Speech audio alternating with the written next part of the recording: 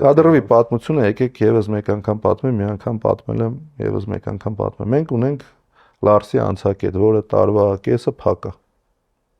Որտեվ եղանակային պայմաններ ա, նեղ ճանապարհներ ա, վատ ճանապարհ ա։ Եվ մտածում էինք, թե ինչ պետք է անել, որպեսզի այդ Լարսի հարցը լուծվի։ Ինչի Լարսի հարցը լուծվի, որտեվ մեր տնտեսության, հատկապես գյուղատնտեսական ապրանքների մոտ 90%-ը վաճառվում է Ռուսաստանի Դաշնությունում։ Իսկ գյուղատնտեսական ոլորտում ներգրաված անձանց թիվը Հայաստանում 650-ից 700 հազար մարդ է։ Հիմա այդ մարդկանց խնդիրը պետք է լուծվեր Լարսի անցակետի հետ կապված։ Կա մի հատ ճանապարհ, կոչվում է Իտում Կալե Շատիլի։ Դա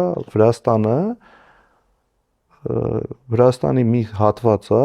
այն Պանկիսկի ու Շելյան որ կա, այդ հատվածով, որը կպնում է Ռուսաստանին, Չեչնիային։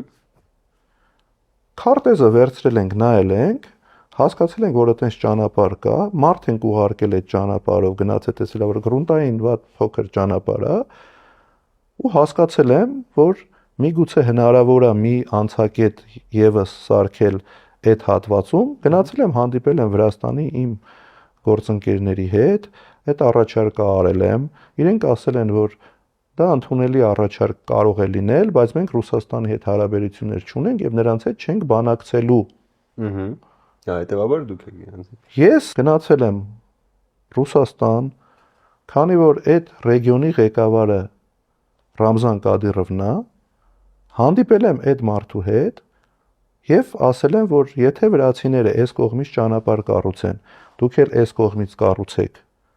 հնարավոր է այդ ծրագիրը անել։ Շատ ոգևորվել է, ասել է այո կանեմ, ու ճանապարհը այդ հատվածում, ռուսական հատվածում, Չեչնիայի հատվածում, այդ ճանապարհը սարքած պատրաստ է, մնացել է։ Արել է։ Այո, մնացել է ընդամենը 1 կիլոմետր ասֆալտապատում, որ վրացիներն էլ անեն, դա դառնա։ Վրացիները չեն արել այս պահին։ Իրանք հիմա Լարսն են ավելի լայնացնում, չգիտեմ ինչ են, բայց դա ծրագիր էր, որը պետք է արվեր։ Այո, այդ ընթացքում Չեչնիայի ղեկավարի հետ ձևավորվել են ընկերական հարաբերություններ, որը կան մինչ օրս։ Եվ դրա վատը ո՞րն է, ես ուզում եմ հասկանամ։